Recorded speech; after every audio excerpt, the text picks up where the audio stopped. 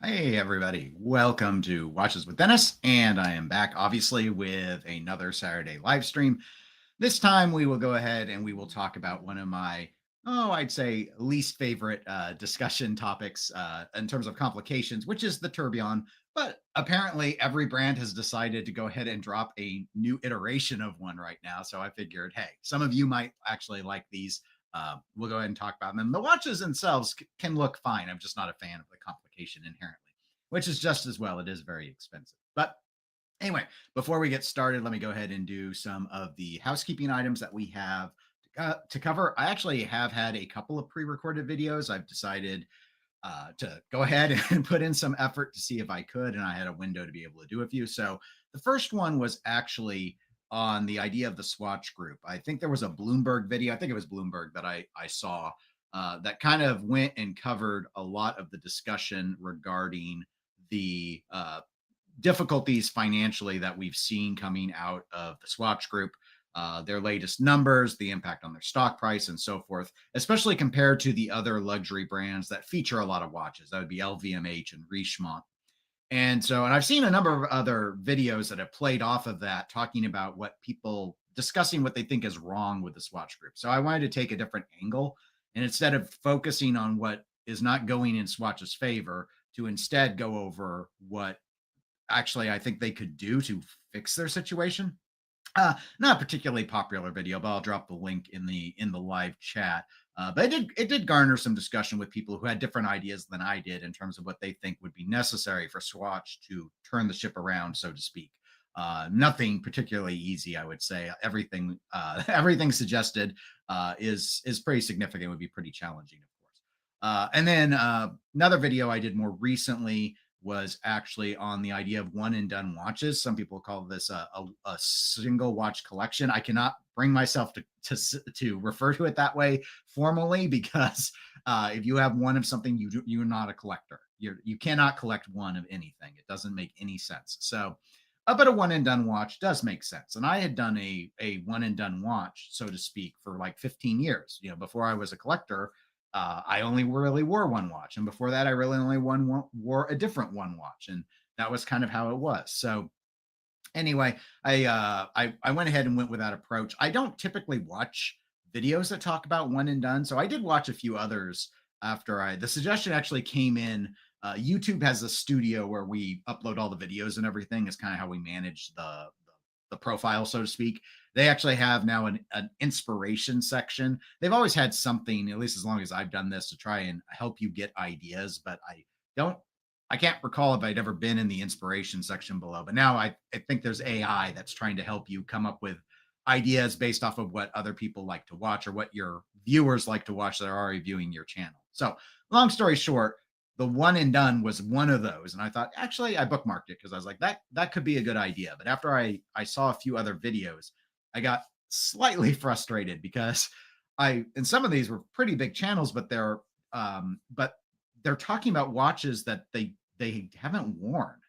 And I thought that's a little presumptuous. I almost suggested in my video, do you want me to just tell you what one and dones are great without having any knowledge about if it's actually a good watch? Because I guess I could do that.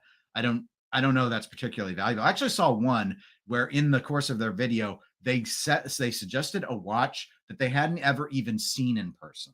They'd only seen renders of it. And I was like, okay. I mean, I agree that I think the watch looks like it would be a good one and done, but I really struggled with the idea of providing suggestions. You hadn't even touched it. Just seemed a little presumptuous. Again, was my term. So I decided to denote that my one and dones would all be watches I didn't just wear. I've actually owned all of them. So and then I decided to go ahead and keep it under $5,000 because most people aren't going to want to spend over $5,000 on a watch, be it one and done or otherwise. So that was the idea behind those videos. So if you want to watch them and you haven't seen them yet, I have links to both in the chat. So let me go ahead and let's get going. Today, we're actually not going to do one of those more philosophical or deeper dive topics. We're just going to talk about some new watch releases. And I have 4 of them, and I themed them this time around tourbillons because I started to look. And once I hit the third article write up that had a tourbillon in it, I was like, okay, That's the topic for today's live stream. So, Kevin, good morning. Glad you were able to join today. So, let me go ahead and let's just kick right into it at this point. So, I'm going to start with the cheapest one of the four for discussion. This article is over with Monochrome. A link to all the articles is in the video description, so you can go and read about any of these watches to learn more. But Yema, a brand I very seldom talk about, but they have a new version of their Superman. I'm going to missay the name. I even looked it up that's the Superman Tourbillon. I think it's Millésime, CMM.31. So Superman is, as I think, their most famous watch. It's the one I always think of when I hear about Yema. It's a classic 1960s diver that they have taken into the modern era, and they've done an interesting thing, because I normally associate the Tourbillon with dress watches, not necessarily like ultra dressy watches. I mean, like bracelet watches. I've seen it before, but the idea of it being in a tool watch, I'm sure Yema's not the first, but it's definitely not something I'm used to seeing all that often. So they went ahead and took the Superman design, and they have modified one of their in-house movements, made a new iteration of it to go ahead and install this tourbillon that you see. And we'll take a look at the photos in a little bit, but ceramic bezel insert, like, is pretty common with dive watches nowadays. Very domed sapphires, over 2 millimeters tall, just the sapphire protecting the dial. You have the sort of frosted look for the dial and also for the movement. And the pricing is pretty modest. It's 12,000 euros. It is limited to 100 units. It does have significant power reserve, so I want to tip the hat on that. It's over 100 hours. However, -3 to +7 accuracy. Most of the tourbillons I saw did not actually advertise the topic on the what is it? On what excuse me. They weren't advertising in the articles what the actual accuracy rating was. And I'm noting this because with tourbillons, the idea is that it's supposed to improve accuracy. You know, it was driven by the pocket watch as an idea. And, you know, because pocket watches would rest in a single position a lot. So added accuracy. But it's critical. I'm going to be critical. But so when I see -3 to +7 seconds per day, which is good accuracy, but it's not COSC accuracy. So in a way, what is the point to installing a tourbillon on a watch if I can get more accurate without the tourbillon? And that's always been my intellectual struggle. And those of you who've listened to my channel over the years, and why I don't care for the tourbillon in the wristwatch, is because that's often the case. Like, if Rolex is doing non-tourbillons for -2 to +2 seconds per day, and I can get a Tudor 1926 that will be tighter tolerance than what this range is, and not even have the COSC certification on it, with their eBosch third-party Solita or ETA movement, depending what year we're talking about. I'm just kind of like, you didn't even get the accuracy up to COSC, and you're doing tourbillons. I find it odd. But Yema is not alone in this. I think this is pretty widespread. But again, that's a me thing. Just getting back more towards the logic of why they're doing what they're doing. Pricing wise, is a very competitively priced tourbillon. The 12,000 euro is not bad for a tourbillon at all. Many are going to be far more than that. They do the kind of this, I call it the sort of industrial movement finishing. I don't mean industrial in the sense of the finishing is bad. I think they did a pretty good job on the finishing, but I mean, it's sort of a modern aesthetic to the movement. Chopek likes to do that. Where, like, we're not seeing Glashütte striping or Geneva striping or the more traditional forms. You tend to see almost this frosting. They did that with Yema did this with their micro rotor movement when they developed it, which a lot of people really like the look. When that sort of technique is employed. You've got the bracelet has always been an interesting aspect. This is a titanium watch, by the way. I do think they have a very unique looking bracelet. I have no idea how comfortable it is, because I've not actually done one, worn one, or even tried one on. My problem with Yema simply stems from community feedback. It's kind of like how a lot of you who watch the channel have told me your experience with Seiko 6R movements have been bad, like worse than the 4R movements. And so, is that widely true or not? I have no idea, but that bias is there because that's what you all tell me. With Yema, online, all I know them for is terrible customer service. And maybe they fixed it. Maybe it's fixed, but that's all I can think of with them. Overall, though, I do think this looks pretty nice. I like the sort of frosted dial that they have. I like the handset. I've always liked the overall aesthetic cues that the Superman has. Not enough to want to buy one, regardless of Yema's reputation. I'm just not big enough of a dive watch guy, but I do like the way it looks. It's well loomed. They use super luminova on this unidirectional bezel, of course, because it's a dive watch.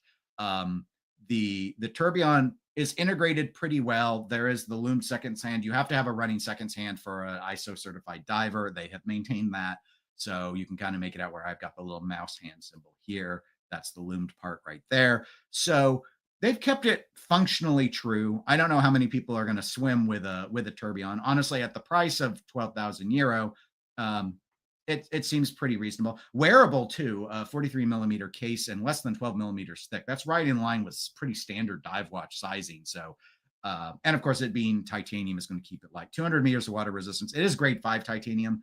You probably could tell from some of the polishing on the watch if you're familiar with that versus grade 2. But I think they've executed a pretty attractive looking watch. Pointless, but attractive looking.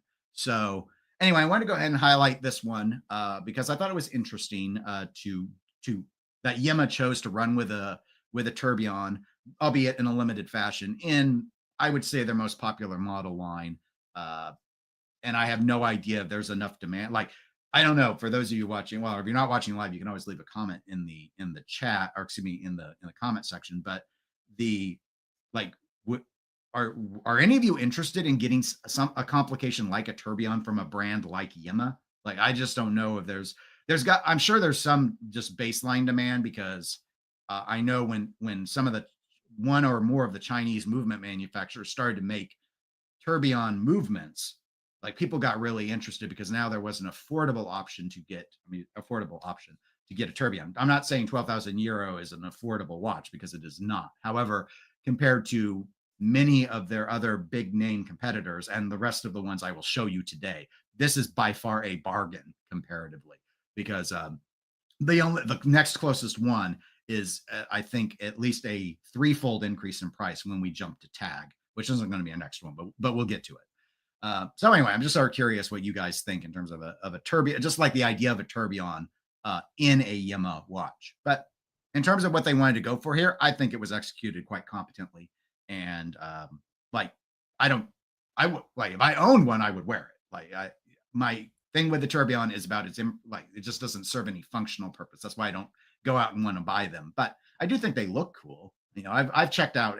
Speaking of Tag, I've been to the Tag boutique when I was in Texas and checked out some of their tourbillons, and it's neat to watch them just whirring around like that. But anyway, it is what it is. But anyway, I wanted to go ahead and open with the least expensive one, expensive but least expensive, before we dive into the other ones. So Thomas with the Escapement Show. Good morning, afternoon, Dennis, and everyone. Your video on the Swatch Group was very good. Thank you for saying that. I appreciate it. Mike from This Watch That Watch channel covered the same topic in a recent video too. Yes, in fact, before I did my video, he may have. His was really long. His was like 20 minutes. And I think he may have given some suggestions on reform, but I believe his video focus was on what was going wrong with Swatch. I did watch it. I also watched Britt Pierce. She did one as well. And then she had noted the Bloomberg video, and I went and watched the Bloomberg video, and I think the Bloomberg video was the inspiration for both of them. Or perhaps an article that they had read that was tangential to that. But Bloomberg I think it was Bloomberg, had a very, like, all of the key data points, all the facts of the stuff. Like, I was not aware that the shareholders, like, writ large, and the Hayek family were in disagreement over the direction to take Swatch. And Mike mentioned it on This Watch That Watch, and I don't recall if Britt did also, but the Bloomberg one had more. Like, I was able to then from that video find more, because I knew nothing about any of that. I know the Hayeks had a lot of shares. I didn't realize that there was this argument, and it's fascinating. And I didn't focus on it in my video because, again, people like Mike have done it, so why I don't see the point in regurgitating. But I thought it was very interesting to have some people that are like, we need to move up market. That's like the shareholder view. We need to move up market. We need to do like what Seiko's doing. We need to move our price points higher and higher. And we need to focus more on the luxury side of things, because that's the way you survive in the world of smartwatches and everything else that's going on. And then the Hayek family, I guess, is much more in the camp of, no, we were affordable Swiss. We need to also remember, like Swatch Group, Certina, Mito, we need to make sure we're doing efforts to sow in this area where more people and do volume. We need to get those brands popular so that we can make a lot of money by selling a lot of units. Which group is right? I mean, I think in a way, and at this, in terms of, I don't remember if Mike gave an opinion on this one. I'm sorry, it's been a couple of weeks since I've seen it. My opinion from hearing about it was, it would maybe be best just in terms of their resources to pick a lane, but I don't really necessarily think either lane is wrong. I think you could do it either way. Personally, I think the shareholders are, as much as I hate it, I think the shareholder view is the more right view in this instance, because that's what has worked for everyone else. Richemont and their ridiculous price increases on the JLC. I mean, their shares are holding better, and this tactic of focusing on selling fewer watches for more money per watch has worked. It has worked for a number of brands and multiple conglomerates. So I don't know that in this modern era that you can successfully make PRXs and Swatch watches and everything else popular enough to make up for all the other revenue that you've lost in the other round. It seems like it's harder. It's harder to do. So I would take the easy way out and say, if you got to focus, you need to focus on Omega on up and see if you can make your bank there. But you could try it the other way. There may be a path forward with that. We know they've had mainstream successes with the more affordable, the PRX, the Moon Swatch. Those are examples that have clicked. And that's where I've noted, like, we're assuming we're keeping everything in play. Sorry for the tangent on Swatch. I think we could see them be successful with that, but you need hits. You constantly need hits. And that's why once they have a hit, they don't seem to know what to do. And so all they do is what everyone basically does, which is, let's just change dial colors and iterate. Let's just have PRXs start coming out in different materials. Not bad ideas, but collectors will start to get to the point where, like, oh my gosh, guys, like, how long are we going to ride the PRX horse or the Moon Swatch horse? And of course, with Swatch, they did try and do the System 51 movement-driven Swatch 50 Fathoms, but it did not take off at all. There was like a week where some people picked them up to try and speculate and flip them for profit on eBay, and that crashed and burned because nobody cares. Because the 50 Fathoms isn't like the Moonwatch. It's just not that widely popular. Not to mention the market had changed since, the Moonswatch was much more near the pandemic with its release, and there were just other things going on. So anyway, sorry again for the tangent, but I find it to be a very interesting topic. So I actually really enjoyed watching all those other Swatch videos, and I do encourage you to search them out because they will dive into the issues with Swatch far better than I just did here as an off the cuff discussion. Underachieving says, can I impress my scuba buddies with the power of the Yema Superman Milanese? Yes, you can. Except I'm not showing you that right now. I realize I already changed my tabs to my next topic. So here, I'll let you look at it. There you go. There's the Yema. Thomas continues, Yema have started to make their own movements, head by watchmaker Oliver Mary, and their in-house movements have upped their game since. However, nothing tempts me about a tourbillon in a dive watch. It is very curious. It is a very curious decision, but I thought it looked fairly competent. So how about this is tourbillon, Thomas? There we go. A smooth transition. No one would ever notice that.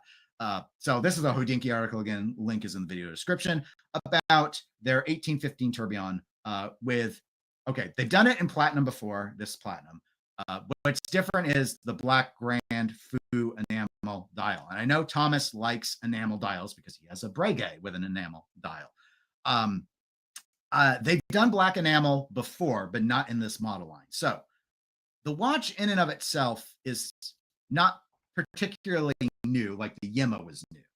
So this is all the same sort of functionality that we've seen in the 1815 tourbillon before. It was, I believe, as noted in the article, the first hacking tourbillon. There are others now, but so when you pull the crown out to set the time, the tourbillon does actually stop, and also it is a zero reset. I have never owned a zero reset watch, but I'm actually really interested in that as a complication. Again, without the tourbillon, but that I know Lange does this in other formats too. But so when you pull the crown out to set the time, the second hand actually jumps up to the 12 o'clock position. So you don't have to wait for it to line up to pull it out to do your set, which is, I just find it very interesting that a dress watch brand does this on dress watches. Yes, I know they have sports watches too, but this is not a sports watch. The 1815 is very much a pocket watch aesthetic. So now how they've executed, normally with renders, I don't always get a good feel. This is the mechanism, by the way, in terms of how this little spring here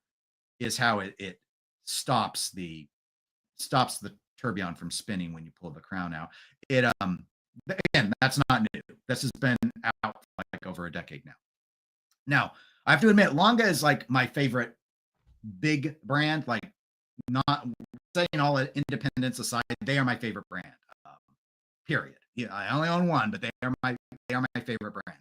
Now, so, but the enamel, whoever shot these photos, because I don't think these are renders. Maybe they are. I don't know. If it's a render, it's a great render. If it's a photo, it's an awesome photo. But anyway, it gives you a good sense, I think, of how it can play with the light in terms of the Grand Fu enamel. But if you've seen Grand Fu enamel, no, you know it's very, very impressive in person. But anyway, here's what I think is interesting besides just all of the fancy complication, zero reset on the seconds hand, all that, saying that aside. So the dial is this black enamel, right? The numerals, all the accents here that you see, those are not printed. The base of this dial is white gold. They enamel around all the markings. So the chapter ring, the Arabic hour markers, the logo, that's all the base plate, the base dial. It's not really a base plate, it's the dial plate. That's all just white gold dial plate. They get that dial ready, and then they put the enamel on around it. So I think that is very, very, very, it's very, very attractive, I think. Probably a less interesting movement case, but again, this is standard for the 1815. It's what I think of as the traditional format. You'll see this in the Lange one and the Saxonias as well. You know, we're used, like the chronographs are really interesting because you get to see a lot more of the detail. But 3/4 plate sort of format, glashütte striping. You've got your blue screws, diamond inset rather than a ruby. They do that on their tourbillons apparently. Hand engraved balance cock, which is standard for Lange watches. One of my things why I like Lange so much is their movement finishing is top tier on all of their model lines. I don't think you could say the same for Patek, for example. I feel like when you get into the grand complications, they really try in their more affordable models, Calatravas and such, that it's nice finishing, but there's a tiering that happens. I still think you find the finishing more interesting on the chronographs for obvious reasons. There are far more parts to witness, but I really do like the gold chatons that they use to hold the rubies. It's just it's just German touches that they have. There's black polished elements, of course. There's polishing around there's the little hack. You can see it right there, hack spring that they've got. But the tourbillon, the polishing that they had to do around these areas, like this beveling that's happening here around the edge of the concentric, or I shouldn't say concentric, but of the circle that they've cut out to accommodate the tourbillon. Just I love almost every dress watch that comes out of Lange. I guess I roll out a whole bunch of Saxonias where they'll crop the Arabic 6 at the bottom, but they have Saxonias where they don't. I've thought about getting a Saxonia, in fact. But anyway, the 1815.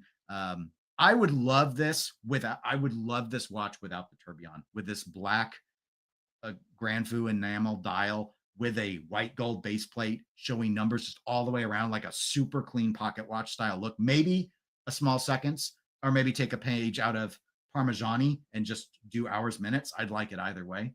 I think it would look best without the center seconds, though. So I'd say small. Let's do a small seconds, but we'll see if they eventually do it. But this looks awesome. I really, really like this. Just like the Yema is a limited edition. I think they're limiting this to 50 units. I'm scrolling down because I do not remember. Yes, 50 price on request. I've seen some reference. I think it was in the comments, in fact, on the Hodinkee article, that some information has come out suggesting the pricing is about $217,000. That is not our most expensive watch of the day, but it is close. If it is indeed $217,000. When a similar version of this watch came out, it was just under $200,000, but that was several years ago. So bear that in mind. Anyway, the watch itself is only about 11.5 millimeters thick, 39.5 millimeters in diameter. So I'm going to say this is more wearable to more wrists than the Yema we looked at. But again, this is not a dive watch.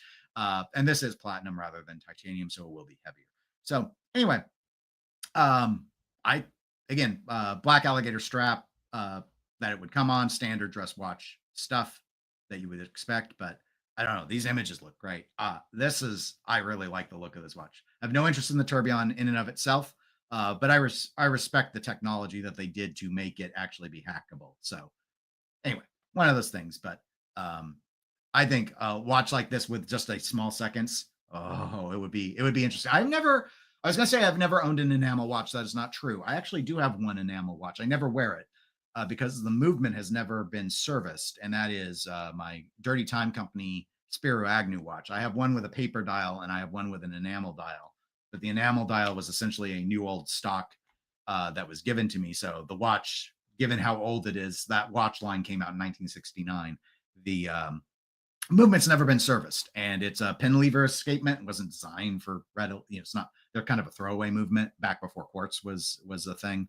So anyway, long story short, I don't wear my enamel one because the movement in it, the oils are all dried up and gunky. So all right, let's see what the chat thinks about all this. I have to scroll. A few of you have joined in. Glad you guys could make it. Michael, welcome, Michael. Lange Söhne can do no wrong. Well, they could do more right, though, right? They could make the prices a little lower, and that would be more right by me. But one of the things I do like about Lange is many of their models, especially when we talk stuff like this, stuff that isn't their steel sports stuff, the secondhand price tends to take a hit. Now, this isn't going to be a particularly common watch with the tourbillon, but like if you're into Saxonias, Lange ones, some of the other stuff, they've had rectangular watches before. I can't remember all the names of all the model lines.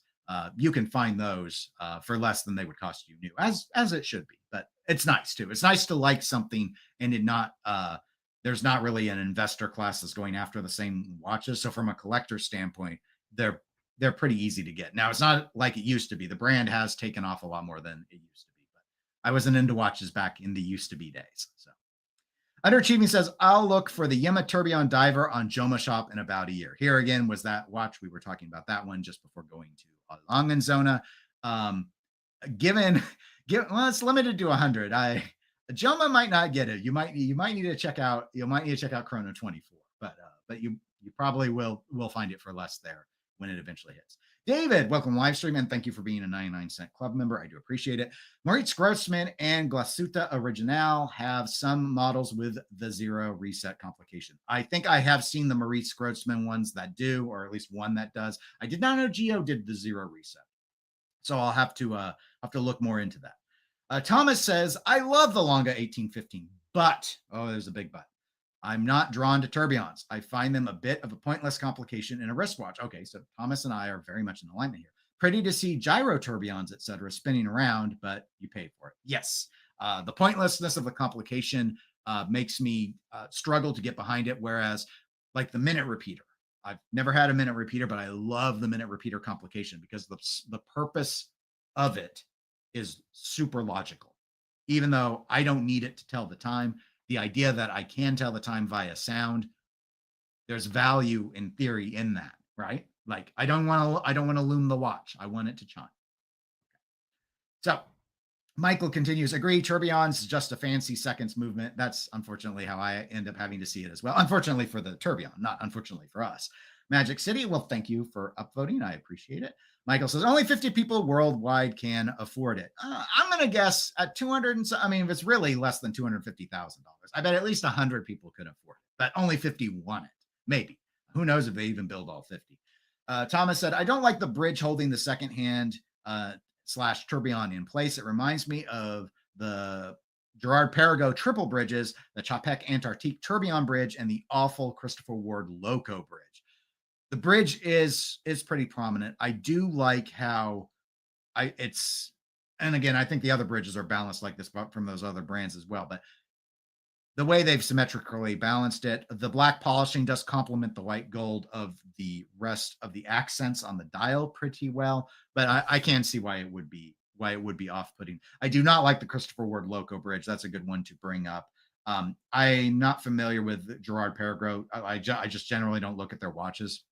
And the Antarctique Tourbillon, I'd have to take a look again to remember if I felt strongly about that bridge or not. I like the Antarctique in general, but not the Tourbillon iterations. Okay. All right. So that's our second most expensive, I believe, if it is indeed $217,000. So let's jump to our second least expensive, the Yema being the least expensive. I saw two different sites talk about these releases, and so we're not going to talk about the Monaco because I don't care, because I'm doing a tourbillon theme. So, but anyway, so TAG has released a couple of new chronographs. The Carrera Chronograph Tourbillon Extreme Sport TH-Carbonspring watch is the one I want to talk about. However, if you're into the Monaco, and I know some people are, you've basically got a non-tourbillon chronograph that's got all the same other non-tourbillon technology. Tourbillon's not the really interesting part of this watch, but I have a theme I'm running with here, folks. A blog to watch is the source of this article. Again, video description has the link so you can go read it later.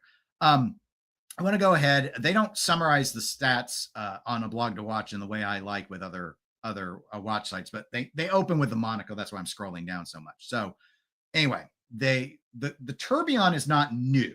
It came out last year in this Carrera. The format is what is new. So I want to go ahead and mention this is, I believe, the thickest watch of the day. It's like 15.5 millimeters thick. Not too surprising given we're accommodating a chronograph and the tourbillon, and this is the only chronograph we're going to talk about today. It's also 44 millimeters in diameter, but it is under 50 millimeters lug to lug. So it's smaller wrists may struggle with this, but really smaller wrists. I don't know where I would draw the line with a less than 50. Like I can go up pretty comfortably to a 53 millimeter lug to lug, and I'm 6.75 inch wrist diameter. So I'd say if you're at least 6.5 inches diameter on your wrist, you probably can pull this off without any real issue if you care. Limited, both the Monaco and this, I believe, are limited to 50, 65-hour power reserve. Yes, it is 50 pieces. And here's the price, $42,100. So what's interesting about this, I mean, of course, I chose it because it's a tourbillon and we're talking about tourbillons today. And format-wise, you don't have that bridge aspect that Thomas was talking about here. You see it all nestled within the cutout for it.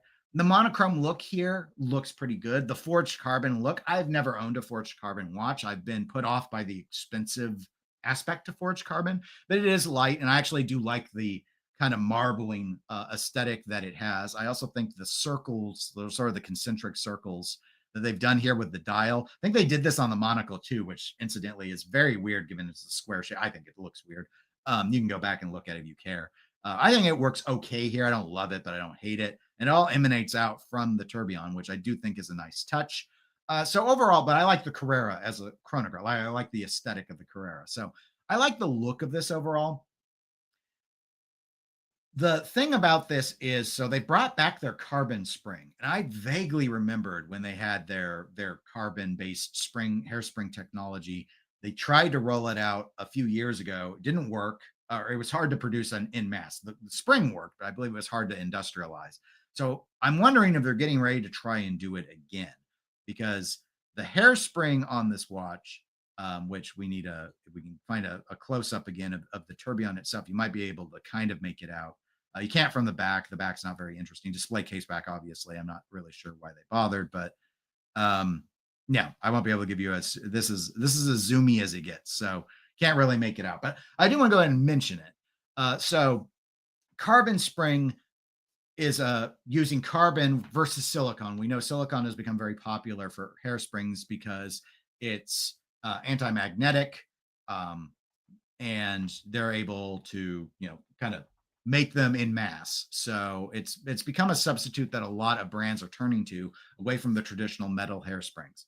I'm not quite sure why carbon spring would be better, because I wasn't, I should say. I did a little more research this morning when I saw some people really getting excited about that. The carbon spring technology came back in these two watches. And the reason is kind of twofold. One, it's supposed to be cheaper to mass produce, cheaper than silicon. So even though this is a very expensive watch at near on, 50,000 US dollars, the idea of the hairspring should be able to be used in other models moving forward. And the production of the hairspring out of carbon is less than the production out of silicon. Part of that may have to do with the manufacturing aspects that I don't fully understand, but part of it is that gets kind of to the second point is silicon is very brittle. And I know that's one of the concerns some people have. So there's a reject rate when they're producing the silicon hairsprings. There's less of a reject rate, is my understanding of the carbon, because carbon's actually got more spring to it. It's less brittle, is maybe a better way to put it. So they both work very well as hairsprings. But also, and to that second point, because carbon is less brittle than silicon, it's actually easier to regulate by manipulating the spring itself. With silicon, there's a high risk that you would break it. And I know some people, I'm going to blank on his name again, but the host of Watch Art Sci, he hates silicon. He's anti-silicon hairspring. And the reason is a watchmaker cannot just fix it. Like you can't just, it got bent and you could get it straightened back out, or take it to them and they can adjust the spring for accuracy reasons. Like with silicon, no, you basically need a whole new silicon hairspring to drop in, which is fine if we can get them. But what happens if you can't get them anymore? What happens if the brand that made it went out of business?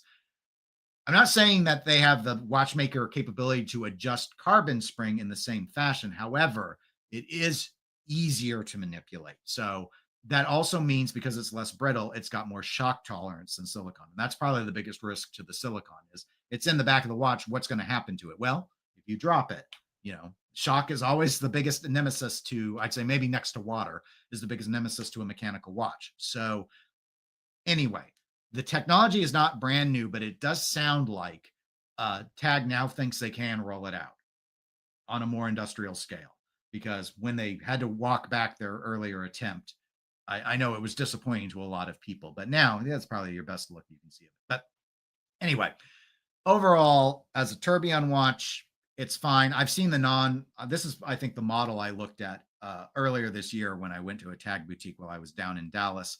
It's an attractive watch. It's neat to watch the tourbillon spin. I would never get a Carrera with a tourbillon, but would I get a watch with carbon spring? Yes. I am not anti-silicon, but I like the idea of what carbon spring might bring to the table. So I think that is a very interesting technology. If they can actually roll it out in high volume, could really, I won't say be a total game changer for TAG, but it definitely, I think, would put them on the horological map in a way that they're not normally respected. And that is in the realm of movements. Because currently, I think TAG is having a resurgence. They're not just the mall brand that everyone as a kid loved because it was the brand you knew besides Rolex, because they had their name out everywhere. But, the glass box and stuff has really gotten them a lot of aesthetic attention. But I do think it's what's under the hood that's interesting here. Unfortunately, not the tourbillon. That's the interesting part of this watch. But we're doing a tourbillon episode, so there we go. So what do you guys think? Thomas with Escapement Show says, love the material aspect of this Carrera carbon. The tourbillon is smaller here and neatly placed, replacing a subdial, and isn't too bad, but the price. LVMH needs to fund their F1 sponsorship. The price is ridiculous. The price on both of these, I personally think, because again, we're not really focusing on the Monaco, but an $18,000 Monaco. Anyway, I have thoughts, mostly because the Monaco I don't find is particularly wearable watch, but your mileage may vary based off of your wrist shape, kind of like the Octafinissimo from Bulgari. But yeah, $42,100. It is very steep. You're paying a lot here for the limited nature of it being 50 piece, the tech behind it, so on and so forth. Wristful, welcome to the live stream. Glad you were able to make it. Michael says, TAG looking like an Hublot. I can see that with the carbon fiber, and carbon it's not a look for everyone. I would be, if I could get one, and there probably are some. I think I looked them. I think I asked AI to find me some a couple times, but if I could get like a carbon fiber or carbon based case with this marbling look, but I want it only for a few $100s. I think I would buy one to try it out. Because I do like the aesthetic. I don't know. about doing it full on monochrome. That kind of appeals to me, but I do tend to like fairly boring looks. Um, but no, at these prices, I don't have confidence in the material. If I want a lightweight material, I would much rather just get titanium because I know its robustness is better understood by me. Um, we've got, let's see. Rispel says, just checking in between Trap Vision and Skylar, who are live at the Philly Watch Show. Awesome. Well, I am not anywhere near Philly, so I will not be at the Philly Watch Show. Captain says hello to Thomas and says he's not a huge fan of carbon cases, and this Tag Carrera with the tourbillon misses the mark for him. Understandable. Well, maybe what will land the mark with you is Laurent Ferrier. So Laurent Ferrier, I know a lot of people love Laurent Ferrier. I'm going to just tell you guys up front. Like, I think the brand is really, really interesting. I have not found a dial design I like yet from them. I think it's the fonts, like these Roman numerals. I know some people are anti-Roman numeral. I am not anti-Roman numeral, but I do not like these Roman numerals. But we're doing a tourbillon themed show. And for this live stream, we're going to do this one. Houdinkee is the article source again, link in the video description. This is their classic tourbillon Série Atelier 7, apparently. So we'll just call it the tourbillon. Again, this is not a new movement. This is not really a new watch other than they've changed up some of the aspects of it. So platinum case, not the first time they've done this in platinum. What's different is the Grand Fou enamel. So we just talked about Grand Fou enamel from Lange Söhne.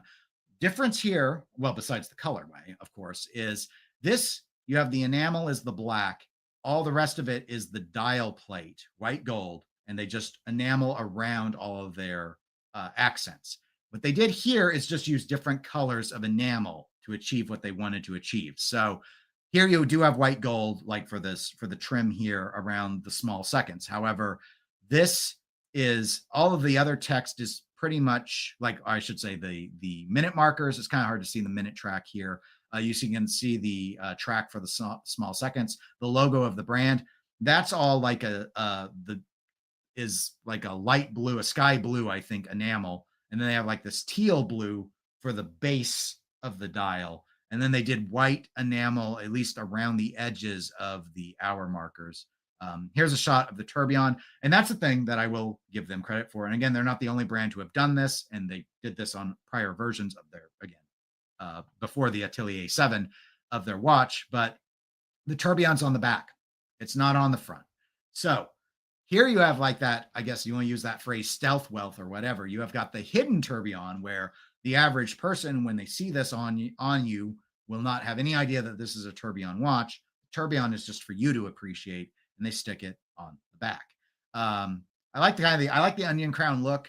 Again, they do sort of a modern aesthetic to how they brush and format their movement, much like Yema's movement's kind of in that vein, though they did we jump back and do the tourbillon from Yema here again. Their approach was much more of that, I almost call it like bead blasted look, more of an industrial style look. This is just more of I think, a modern aesthetic. They're doing horizontal brushing rather than striping. And again, you look at brands like Chopek is one that I like to bring up a lot that kind of has what I think of as a modern aesthetic to their movement decoration. Lots of black polishing. They don't do blued screws, as you can see on the movement. They do black polishing for all of this stuff. Chamfering, all the rest of it. It's very, very top notch. And that's where I wish I liked Laurent Ferrier more, because they put so much into the finishing.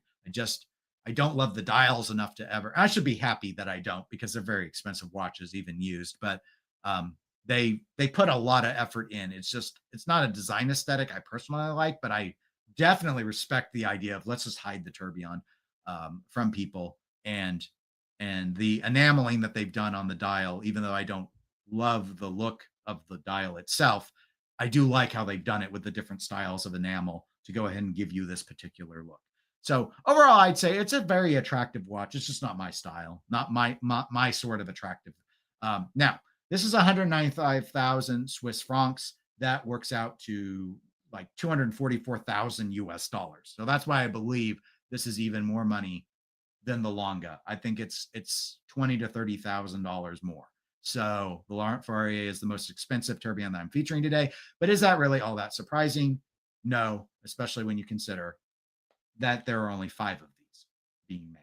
So sizing wise, incidentally, 41 millimeter watch, 12.5 millimeters thick. So wearable, not impressively thin or anything. Heavy, of course, because it's going to be a platinum cased watch. So there you go. That was the last one I had for you all. So what do you guys happen to think about it? I have no idea, but I will read what you say. Thomas greets Captain and says he likes different materials, but he thought the Carrera that we just talked about, which was, again, this watch down here, missed the mark for him, which, yeah, I mean, I like it better than the Monaco.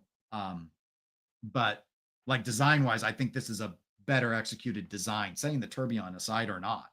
But not a watch I would buy myself. But in terms of Laurent Ferrier, Thomas says, I love how Laurent Ferrier produced their stealth tourbillons, which are hidden and only visible from the case back. I mean, it keeps the dial clean, so I do like that. Captain says, this is classic Laurent Ferrier, classic understated elegance with horological flex. Dennis, I couldn't agree more about the Laurent Ferrier dial designs. Oh, there's so much. It's like Nomos Glashütte for me. Like, I really respect Nomos Glashütte. I just don't like their dials. And because of that, I don't ever buy them.